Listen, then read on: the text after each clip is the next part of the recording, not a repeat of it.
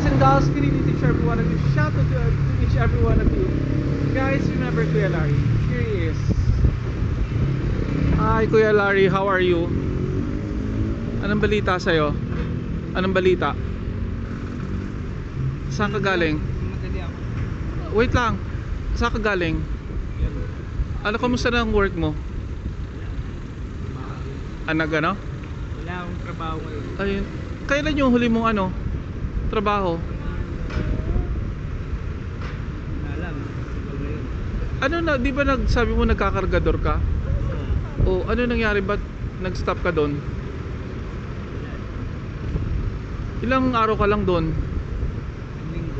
Ay, isang linggo. Magkano ang mo ron? Ang sweldo mo? 2,000?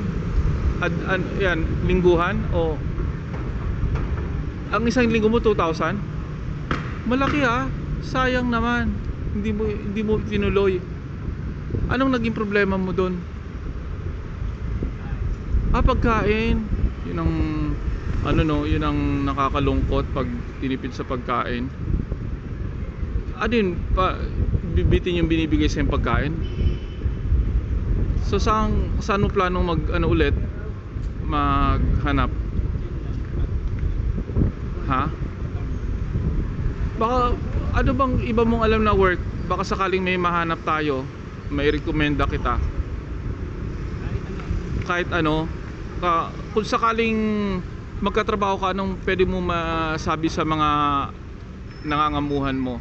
Kunwari sa boss mo, anong pwedeng ibigay sa kanilang mensahe kung sakaling tanggapin kanila? Anong maasahan nila para sa'yo? Ano na? Salamat. Pero mapagkakatiwalaan ka ba kung sakali? Anong mabibigay? Ano pang pwede mong maibigay na mensahe sa magiging boss mo kung sakali na kukunin ka niya? Saglit lang. Tapos sa family mo, baka gusto mong manawagan sa family mo. Taga saan yung family mo? Anong probinsya mo ulit?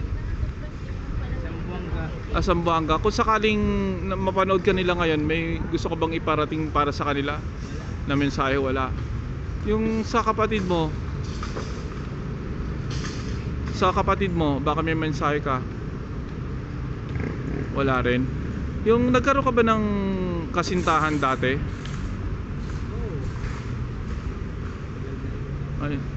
Nagkaanak ka ba sa kanya?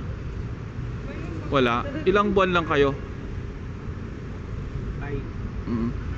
Kung sakaling magkaroon ng chance na magkita kayo, mag-cross ang landas, anong gusto mong iparating sa kanya? Wala.